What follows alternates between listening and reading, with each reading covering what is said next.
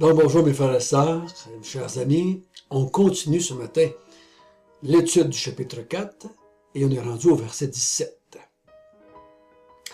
Notre bon Père du ciel, nous sommes encore une fois heureux d'ouvrir ta parole, d'y puiser les vérités, les principes que tu as voulu laisser à tes enfants, afin qu'on puisse te connaître, afin qu'on puisse connaître celui qui était pour nous une victime propitiatoire, afin qu'on puisse connaître et comprendre la portée de ce sacrifice pour la gloire de ton nom. On te demande de nous conduire encore ce matin dans cet exemple de foi qui a été Abraham, qui est notre Père à tous. Que ton esprit nous conduise encore ce matin dans ces vérités. Amen. Paul avait déclaré au chapitre 3 que l'homme est justifié. Il dit, nous croyons que l'homme est justifié par la foi, sans les œuvres de la loi. C'était quelque chose de très difficile à accepter pour les Juifs, mais pas seulement pour les Juifs. Toute personne religieuse et ceux qui ne sont pas religieuses croient qu'il faut qu'ils fassent quelque chose pour être sauvés, ou il faut qu'ils soient capables de s'abstenir de faire quelque chose pour être sauvés, pour atteindre l'espèce de ciel en lequel ils croient. Peu importe comment ils l'appellent dans leur mouvement. Dans tous les mouvements religieux ou non religieux, on va vous dire quoi faire ou quoi ne pas faire pour que vous puissiez atteindre cet endroit merveilleux par la mort. Paul ici a déclaré à la fin du chapitre 3 et dit non, nous croyons que l'homme est justifié par la foi seulement, sans la pratique de la loi ou d'œuvre quelconque.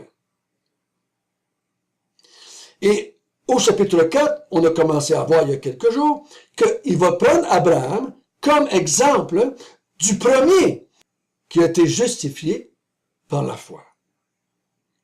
Il nous a dit dans les premiers versets, Dieu a imputé à Abraham la justice à cause de sa foi. Donc la justice a été donnée à Abraham, ou a été déclarée juste par la foi seulement, avant qu'il soit circoncis, donc avant la mise en place d'une loi quelconque. Il dit la circoncision était là pour démontrer qu'il avait la foi et qu'il faisait partie du peuple de Dieu. Mais il faisait partie du peuple de Dieu où il avait été justifié par la foi. Abraham a été justifié par la foi, parce qu'il avait cru en ce que Dieu avait dit. Quitte ton pays et je vais t'en donner un autre. Abraham crut et il fut justifié. Ensuite, on a vu que il a fait une autre promesse. Il dit, de ta postérité, je vais te donner en héritage le monde à toi et à ta postérité. Il ne parle pas ici seulement du pays de Canaan, mais une postérité qui va venir de la foi. Et c'est ce que nous allons voir ce matin. Abraham l'a cru, malgré qu'Abraham n'avait pas de postérité, il n'y avait même pas un enfant encore, mais pourtant, il a cru quand Dieu a dit, toi et ta postérité, je vais vous donner le monde en héritage. Il n'y a pas d'enfant. Et on va voir ce matin la raison pourquoi c'est un acte de foi de croire qu'Abraham aurait une postérité. Lisons à partir du verset 17 et on va aller jusqu'au verset 22. Je t'ai établi, Père d'un grand nombre de nations. Il est notre Père devant celui auquel il a cru. Dieu qui donne la vie aux morts et qui appelle les choses qui ne sont point comme si elles étaient, espérant contre toute espérance Il crut, en sorte qu'il devint père d'un grand nombre de nations, selon ce qui lui avait été dit, « Telle sera ta postérité. » Et, sans faiblir dans la foi, il ne considéra point que son corps était déjà usé, puisqu'il avait près de 100 ans, et que Sarah n'était plus en état d'avoir des enfants. Il ne douta point, par incrédulité au sujet de la promesse de Dieu, mais il fut fortifié par la foi, donnant gloire à Dieu et ayant la pleine conviction que ce qu'il promet, il peut aussi l'accomplir. C'est pourquoi cela lui fut imputé à justice.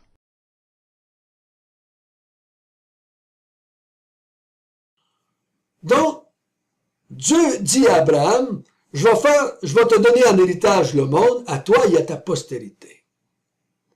Il dit au verset 17, je t'ai établi père d'un grand nombre de nations. Mais Abraham n'a pas de postérité. Abraham n'a pas d'enfant. Et comme on vient de voir, Abraham est dépassé le stage d'avoir des enfants. Il a 100 ans. Sa femme n'est plus en âge d'avoir des enfants. Donc, physiquement, normalement, naturellement parlant, selon les lois de la nature, Abraham et Sarah ne pouvaient pas avoir d'enfants à l'âge qu'ils ont. S'ils auraient pu en avoir, il en aurait eu quand ils étaient jeunes. Mais dans leur jeunesse, ils n'ont pas été capables d'en avoir, encore bien moins rendus à 100 ans. Mais Dieu lui a dit, tu vas avoir une postérité. Tu vas être le père de plusieurs nations, de grandes nations. Et là, il a dit, il est notre Père devant celui auquel il a cru. Dieu. Il l'a cru. Dieu l'a cru. Excusez. Abraham a cru en Dieu. Mais remarquez bien, Abraham ne croit pas à l'accomplissement des promesses, mais il croit en celui qui a fait les promesses. C'est une grande vérité, ça. Il faut bien la retenir. Je crois en une personne. Si je crois à cette personne-là, je vais croire aux promesses. J'ai rencontré des gens qui disent croire aux promesses, mais ils ne croient pas à celui qui a fait les promesses. Il dit, il l'a cru. Il a cru en Dieu. En Dieu qui donne la vie aux morts et qui appelle les choses qui ne sont point comme si elles étaient. Donc, il croit à celui qui a une capacité au-delà de l'entendement humain, celui qui est capable de faire des choses impossibles à l'être humain. Il dit, il est capable de donner la vie aux morts. Il est capable d'emmener à l'existence des choses qui n'existent pas. Donc, quand je connais bien Dieu, quand je connais la personne de Dieu et que je crois qu'il est capable de donner la vie aux morts, je crois qu'il est capable d'appeler à l'existence des choses qui n'existent pas, il est capable de créer. Quand je connais bien Dieu, les promesses qu'il fait, je vais y croire. Si moi, vous avez confiance en moi, et je vous fais des promesses inimaginables hors de la nature humaine, vous allez dire, mais François, là, tu me demandes de croire en quelque chose que les êtres humains ne peuvent pas faire. Parce que l'être humain, je le connais, l'être humain, il n'est pas capable de faire ça. Mais il dit, quand Dieu dit qu'il est capable de donner une postérité à quelqu'un, cette personne-là croit que Dieu est capable de ressusciter les morts, croit que Dieu est capable d'appeler du néant des choses qui n'existent pas. Il dit, je le crois. Je crois en Dieu. Il m'a dit qu'il me donnait une postérité et il va le faire. Il dit au verset 18, espérant contre toute espérance, il crut et devint ainsi le père d'un grand nombre de nations, selon ce qui lui avait été dit, telle sera ta postérité. Il crut. Il crut en ce que Dieu avait dit. Et il devint. La promesse s'est accomplie.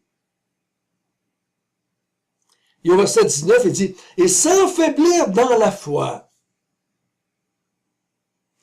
Il n'a pas considéré les événements autour de lui.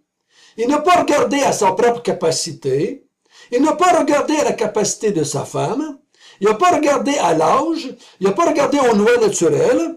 Il dit, Dieu m'a dit que j'aurais une grande postérité, que je posséderais le monde, que j'aurais des héritiers dans plusieurs nations du monde. je le crois. Peu importe dans les circonstances dans lesquelles je vis, je crois ce que Dieu a dit. Attention ici. Si vous avez 100 ans et que vous n'avez jamais eu d'enfant et que vous voulez en avoir un, puis je vais avoir la même foi d'Abraham, je ne douterai pas que Dieu est capable de le faire et Dieu va me donner un enfant comme Abraham, vous êtes dans quelque chose qui ne sent pas bon. Ici, Abraham a cru à la promesse. C'est pas à cause que cru, Dieu lui a promis quelque chose, mais Dieu lui a promis quelque chose selon sa souveraineté, selon son plan à lui. Dieu dit, moi je vais faire de toi une grande nation, moi je vais te donner le monde en héritage, et il l'a cru. C'est pas à cause que vous voulez quelque chose et vous avez une grande foi que Dieu va vous le donner. Je l'ai déjà dit, et je le répète, la foi, ce n'est pas de croire que Dieu va faire ce que je demande, mais c'est de croire qu'il va faire ce qu'il a dit. Abraham, ici, n'a rien demandé à Dieu. C'est que Dieu lui a dit quelque chose. Et Abraham le crut. Comme nous autres, on pourrait dire aujourd'hui, Jésus a promis qu'il reviendrait. On ne lui a pas demandé de revenir. Il a promis qu'il reviendrait. Et nous croyons qu'il va revenir. Il a promis qu'il va faire les nouveaux cieux et nouvelles terres. On ne lui a pas demandé de faire les nouveaux cieux et nouvelles terres. Lui a promis qu'il fait les nouveaux cieux et nouvelles terres lorsqu'on habitera avec lui pour l'éternité. Et nous croyons qu'il va le faire. On ne considère pas ce qui nous entoure. On ne regarde pas à ce qui est possible ou pas possible pour les êtres humains. Dieu a déclaré qu'il reviendrait un jour et qu'il établirait des nouveaux cieux et nouvelles terres, et on le croit. Contre toute espérance, on le croit. Comme Abraham, on a la foi. Il dit au verset 20, « Il ne douta point par incrédulité au sujet de la promesse de Dieu, mais il fut fortifié par la foi, donnant gloire à Dieu. » Donc, doute, foi, c'est contradictoire, n'est-ce pas? Il n'a pas douté par incrédulité. Il fut fortifié par sa foi. C'est la foi qui me garde. C'est la foi qui me donne de continuer à croire en ce que Dieu a dit. Et comme je l'ai dit dans les autres vidéos, c'est la foi qui glorifie Dieu. C'est pas les œuvres qui glorifient Dieu. C'est pas les lois qui glorifient Dieu. Je vous garantis que si vous faites une œuvre quelconque, pour la raison quelconque, vous allez vous glorifier. Même les croyants, quand ils disent « je fais une œuvre pour Dieu », ils vont s'en glorifier. Je le sais, je l'ai fait assez souvent.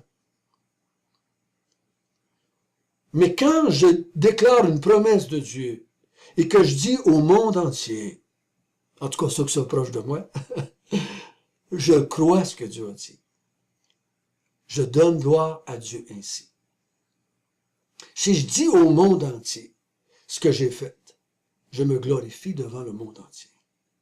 Mais si je dis ce que Dieu a déclaré et que je leur dis que je crois, je glorifie Dieu. Dieu a dit à Abraham et à Sarah, l'année prochaine, vous allez avoir un enfant. Abraham et Sarah le croient et glorifient Dieu. Je suis certain que les gens autour d'eux autres, si Abraham leur a dit que Dieu avait promis un enfant, ils ont dit, voyons donc, Abraham, t'as 100 ans. Ta femme est plus capable. Regarde-la, elle est plus capable d'avoir des enfants à cet âge-là. Dieu le dit, je le crois. Dieu ne ment point. Dieu est tout-puissant. Dieu est capable de faire venir du néant des choses qui n'existent pas. Dieu est capable de ressusciter les morts. Donc, je le crois.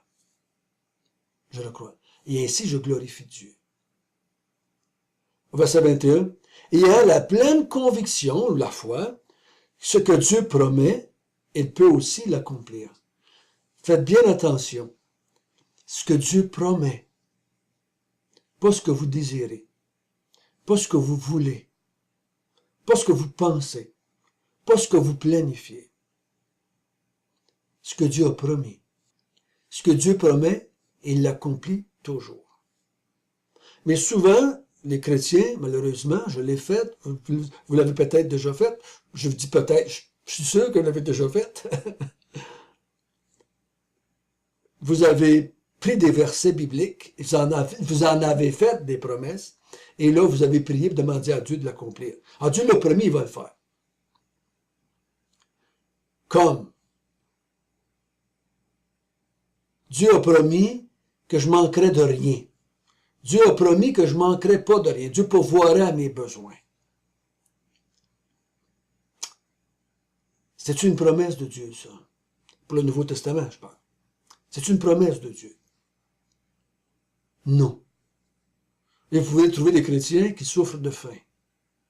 Vous pouvez voir des chrétiens qui souffrent et qui meurent de la maladie parce qu'ils sont pas capables de se faire soigner dans les pays où ils vivent.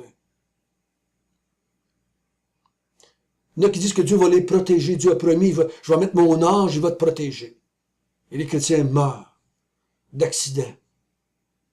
Meurent dans les tornades. Meurent dans les inondations. Meurent du cancer, pareil comme tous les autres. Si vous prenez des hommes et des femmes dans le monde, ce qui différencie les chrétiens et les non-chrétiens, ce n'est pas ce qui leur arrive, c'est ce qu'ils croient. Dieu a dit, Dieu a promis, je crois. Je t'ai pas promis que tu n'aurais pas d'accident. Je t'ai pas promis que tu n'aurais jamais de problème de santé. Je t'ai pas promis que tu serais riche. Je t'ai pas promis, mais je t'ai promis que si tu crois, tu as la vie éternelle. Je t'ai promis que si tu te repens et que tu crois au Seigneur Jésus, je t'ampute de tes péchés et je t'impute la justice. Et un jour, tu vas mourir et tu vas être avec moi dans les cieux. Et un jour, je vais revenir et je vais te prendre avec moi si tu n'es pas mort. Et je vais t'emmener des nouveaux cieux, de nouvelles terres avec moi. Un jour, je vais te ressusciter. Je vais faire sortir ton corps de la terre, ou du feu, ou de l'eau, peu importe ce qui t'est tombé. Peu importe comment on a disposé de ton corps quand tu es mort. Moi, je vais venir. Et je vais te ressusciter. Je vais ramener à la vie ton corps. Et tu vas vivre avec moi pour l'éternité d'un nouveau vie.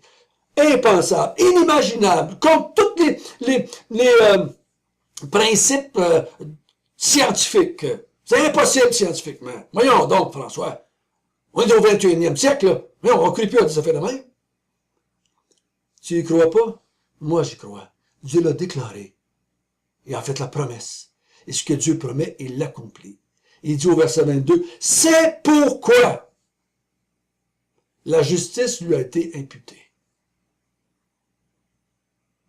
Abraham a été sauvé par la foi sans les œuvres de la loi. Ceci confirme la déclaration de Paul au chapitre 3. Nous croyons que l'homme est justifié par la foi seule, sans les œuvres de la loi. L'homme est sauvé parce qu'il croit à ce que Dieu a dit. Il ne fera jamais rien pour l'avoir, puis il ne fera jamais rien qui peut l'emmener à le perdre. Ce que Dieu a promis, Dieu peut l'accomplir. Notre bon Père du ciel, gloire à toi, gloire à toi. Comme Abraham, nous ne considérons pas ce que nous voyons autour de nous. Mais nous étudions, nous apprenons, nous méditons sur ce que tu as promis. Et nous avons la conviction profonde, comme Abraham, que ce que tu promets, tu peux l'accomplir. Nous te donnons toute la gloire. Amen.